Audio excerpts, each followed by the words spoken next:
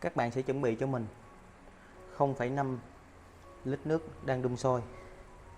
Mình sẽ sử dụng 3 thìa hạt gạo.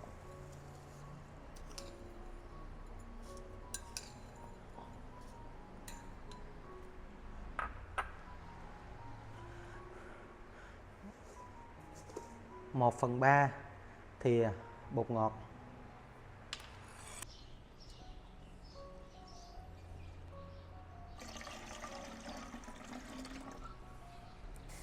Trong nước vo gạo nó có rất là nhiều vitamin và khoáng chất, thì nó sẽ giúp cây điều hòa sinh trưởng và phát triển ra hoa cực kỳ tốt. Đồng thời thì có kết hợp của bột ngọt vào công thức này thì nó sẽ khiến cho những cái rễ này các bạn, đây là những cái rễ nó sẽ vươn ra rất là dài.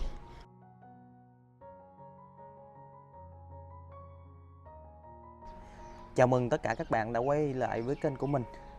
Thì cái việc mà trồng lan là một cái niềm vui của mỗi người chúng ta, những cái người mà yêu mến cây phong lan. Việc cây lan ra hoa quanh năm đó là một cái niềm vui rất là lớn cho tất cả mọi người.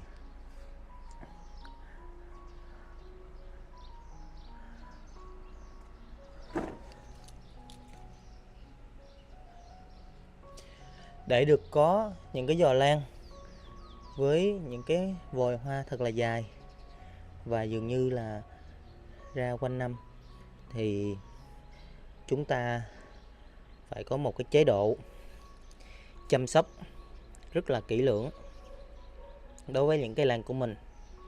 Thì hôm nay trong những cái mẹo chăm sóc cây lan bằng những phương pháp tự nhiên thì mình xin chia sẻ với các bạn một cái cách làm mới để mà chăm bón cho cây, giúp cho cây lúc nào nó cũng được tươi tốt, ra những vòi hoa đẹp, bộ rễ lúc nào cũng xum xuê. Thì mình xin chia sẻ một cái công thức mới mà mình đã áp dụng cho cây. Xin mời tất cả các bạn cùng xem tiếp video. Các bạn sẽ chuẩn bị cho mình 0,5 lít nước đang đun sôi. Mình sẽ sử dụng 3 thìa hạt gạo.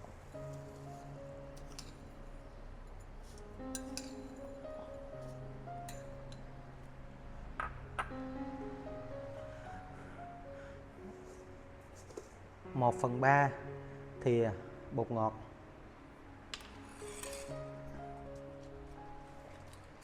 Sau đó các bạn khuấy đều trong vòng 1 phút.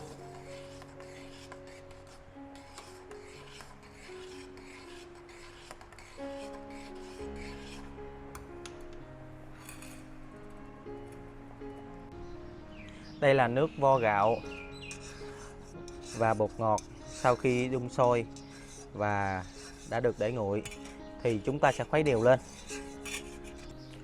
Chúng ta sẽ sử dụng một tấm vải. Sau đó thì mình sẽ cho toàn bộ nước vo gạo và bột ngọt.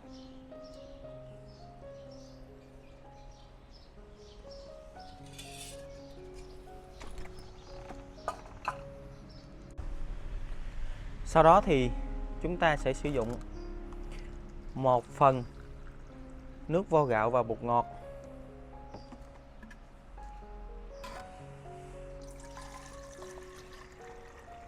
Ta sẽ trộn với lại 5 phần nước.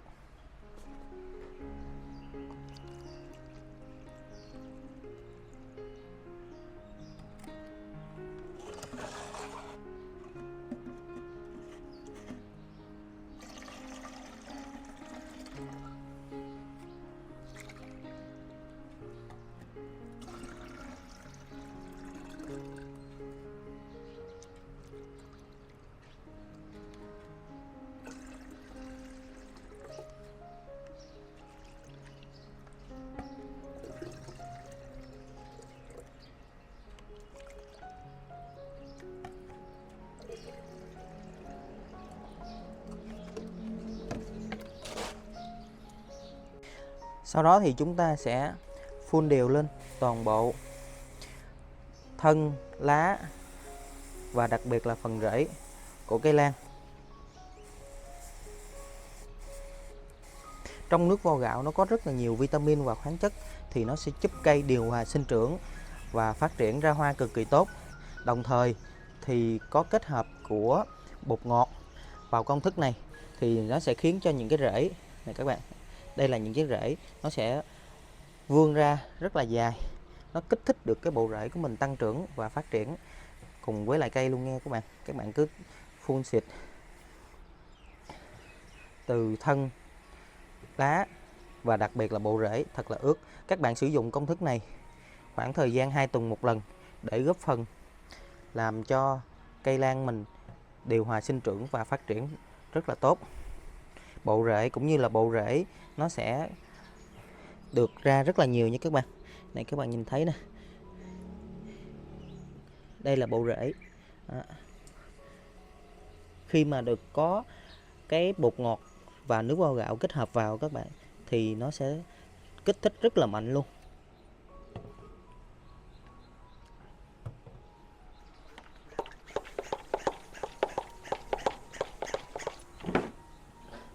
Đó, các bạn cứ tiếp tục phun đều hết. Đây này các bạn, những cái rễ của cây, những cái rễ của cây lan đây. Đó. Nó lúc nào nó cũng phát triển hết. Đó. Các bạn nhìn thấy.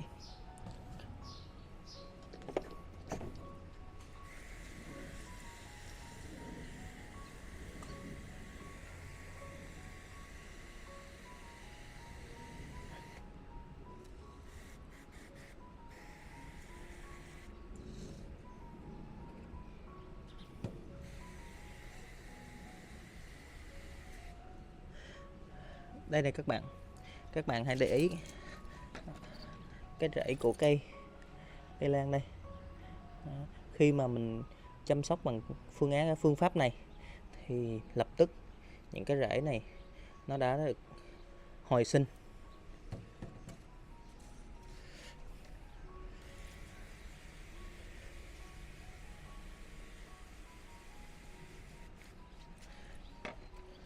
Video mình đến đây xin tạm dừng. Các bạn thấy video hay, bấm nút like, đăng ký kênh ủng hộ mình, cũng như là đăng ký, bấm nút thông báo để mà theo dõi những cái video tiếp theo. Xin chào và hẹn gặp lại các bạn.